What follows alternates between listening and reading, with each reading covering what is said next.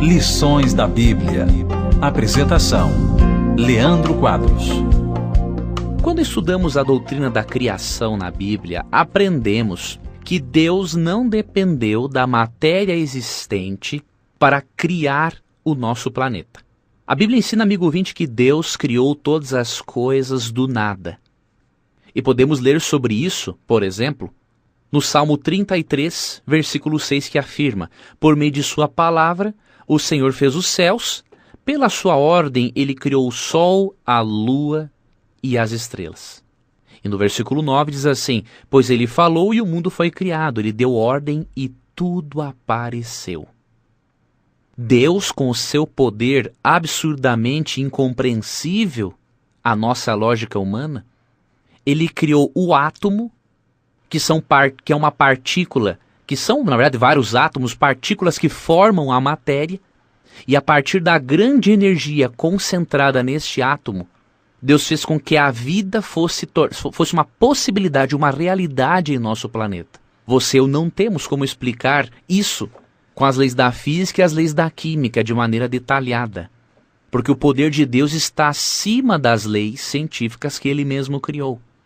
Entretanto, percebemos por evidências arqueológicas, amigo ouvinte, de que a crença em uma criação não era simplesmente uma crença do povo hebreu. Por exemplo, os antigos babilônios, eles tinham uma história da criação de que um monstro chamado Apsu e sua companheira Tiamat produziram uma geração de deuses que depois eles tentaram destruir. Tiamat, a companheira de Apsu, foi morta nesta batalha, seu corpo foi dividido em duas partes e aí formou os céus e a terra. Por incrível que pareça, no mundo atual também existe essa lenda. Os estudiosos contemporâneos também criaram uma lenda sobre a criação por meio da violência. Eles ensinam que através da seleção natural, onde o mais forte se sobressai em relação ao mais fraco, foi surgindo a vida no nosso planeta e evoluindo as diferentes espécies. E esta lenda, apresentada em forma de ciência, se chama macroevolucionismo. Os deuses da teoria da evolução não são, por exemplo, Apsu e Tiamat, como os deuses babilônicos, mas a teoria da macroevolução possui seus deuses, que são as mutações aleatórias, ou seja, seres sofrem mutações pelo acaso, e a seleção natural são os deuses, diríamos assim, dos macroevolucionistas.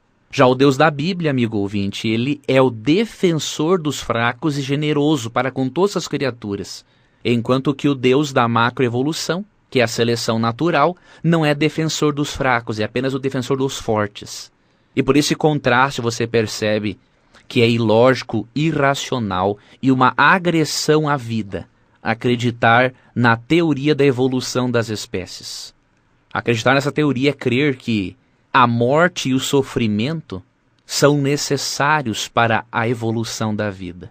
Já quando vamos a Gênesis, no capítulo 3, percebemos que o sofrimento e o mal são resultado de um mundo que está em rebelião contra Deus, de um mundo que não está ligado à fonte do amor que é Deus. E por isso é muito mais lógico e coerente acreditarmos no relato bíblico da criação do que na teoria da macroevolução das espécies, que nem mesmo possui comprovação científica, apesar de algumas evidências, porque essa teoria, obviamente, não pode ser comprovada em laboratório. Amanhã finalizaremos o nosso estudo da semana, em que estamos analisando alguns aspectos da criação de Deus nos 3 primeiros dias da semana. Que Deus lhe abençoe, um abraço e até o nosso próximo encontro. Você ouviu Lições da Bíblia, com Leandro Quadros.